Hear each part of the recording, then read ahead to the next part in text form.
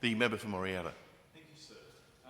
I'm very pleased that the Public Works Committee has considered the Kapunda High School project, given its support, as I am grateful, as particularly the member for Frome is grateful that the Education Department is doing this tremendously important work. The Yaringa building is more than just a facility in which education is undertaken. It's a part of our state's history. It's a critical part of the cultural history and heritage of the town of Kapunda. There are members of Parliament who have undertaken lessons in that building. They understand this value, but the people who live in that town and continue to maintain the connection through the high school to that building are very important. It was only a few days after the last state election when the news came through that fire had torn through the Yaringa building and created such extraordinary devastation to this beautiful heritage asset. When I was the Minister for Education, I had the opportunity on at least 2 occasions to engage with students and staff there. It's still in functional use despite its, let's call them heritage features. It wasn't built for modern day education necessarily, but I think people still valued being able to undertake seminars, do work and have right in the midst of the school this beautiful heritage building. Given the community's interest and given the generations of students who have maintained a connection through Kapunda High School, the pride with which is felt for that building and its connection to broader South Australian history, it was perhaps unsurprising then when it was not only members of the school community who gathered that morning in shock and disbelief and sadness, but also members of the broader community who came along. It was, as I said, shortly after the election. The member for Frome had just been elected.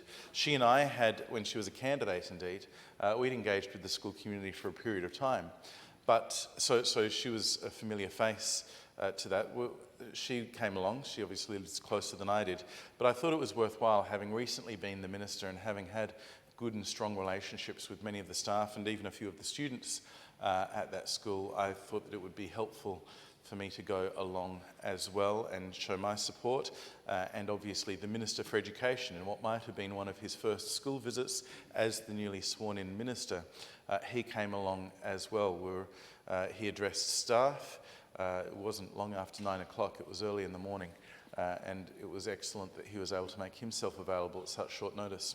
And one of the key requests that the community had right from the start at that point, and which I again credit the Minister for Education for hearing and listening to, was that this building should be sought to be restored. That it not just be replaced with a modern learning space, but something that would actually give genuine credit to the heritage and the built form that was so important to the school. We hope that that will continue to be the case. I thank the Minister for Education for engaging with the opposition on a regular basis on this project, and particularly with the member for Frome.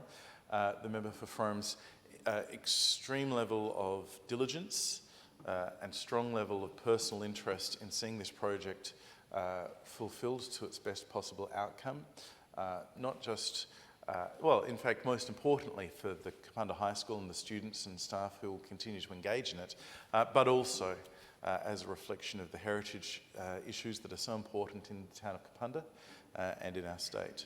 So I wish the department well in its continued work, and indeed the people from the building firms and the trades that are doing this important work. And we hope this will be a building that will continue to play an important role in the future of Kapunda High School, education and the community of Kapunda for many years to come.